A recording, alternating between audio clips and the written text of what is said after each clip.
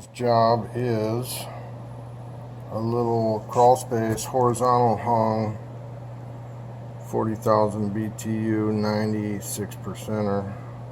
So furnace we're putting in is same dimensions, so we're going to jam the supply up to that 16 by 19, and then I'm going to make a little filter rack that fills up 7.5 inches on the left, and that guy is right here. So I just got a spot weld the two front covers on. We're gonna have a filter slot right there. You can see it, 1.5 inch slot, 1 inch in from this end here. Furnace end is flanged out. Just gonna pull the bottom out of that furnace and slap this on there, and hopefully it'll slip right onto that 14 by 23 right there. I looked at this job over 3 years ago, so all I have is this drawing and a few pictures from the homeowner. This drawing is substandard. I wish it was better. We'll see how it goes.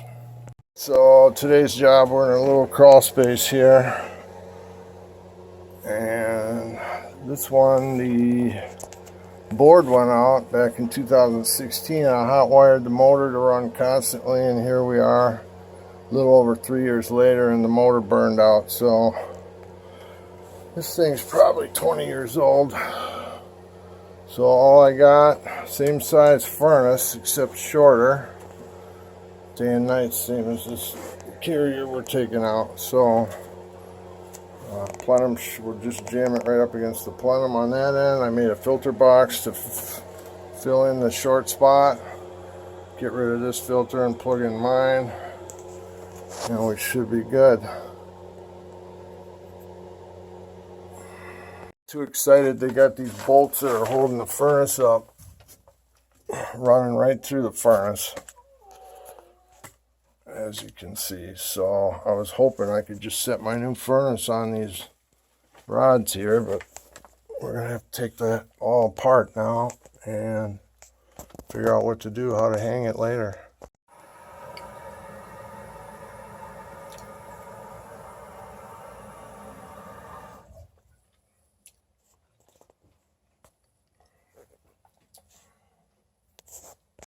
Okay, we got her tore out. The canvases just aren't in a very good spot. Hopefully we can slide this new one in without too much trouble.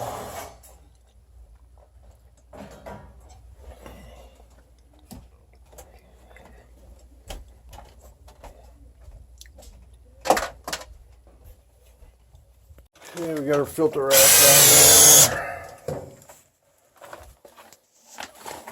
All we gotta do is hope that's the same length as the furnace now.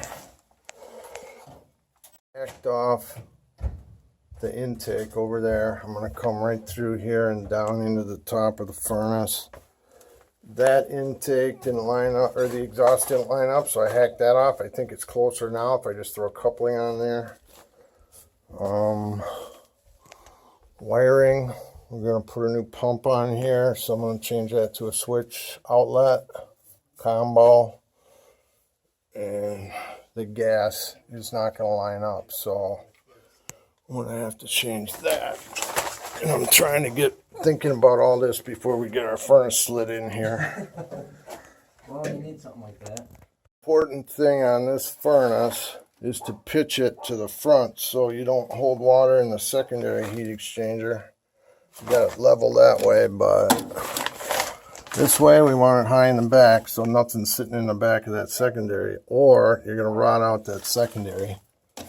The gas was a nightmare. Whoever put this ductwork in to begin with put all the mechanicals right between that joist. That furnace should have been slid forward about 10 inches so we could get at it from here and work on all that stuff.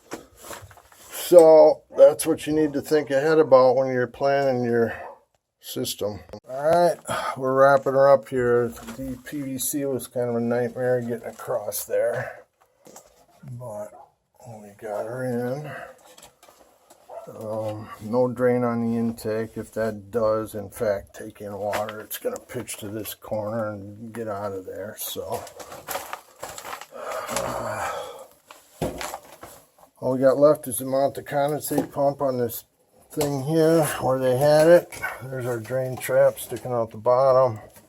Finished caulking that. There are pitot tubes ready to check out the furnace. And guess what? Alright, she's done.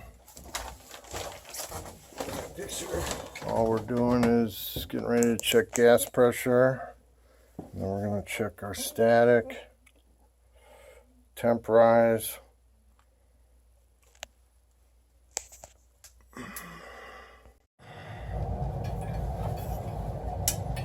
Okay, so that's the end product there. Condensate pump, venting, gas piping was kind of a nightmare up there. And furnace just fired up. We were up to about 104 and we had 54 in the return. So that should get back up to 104. We got about a 50-degree rise. And static pressure is 0.2.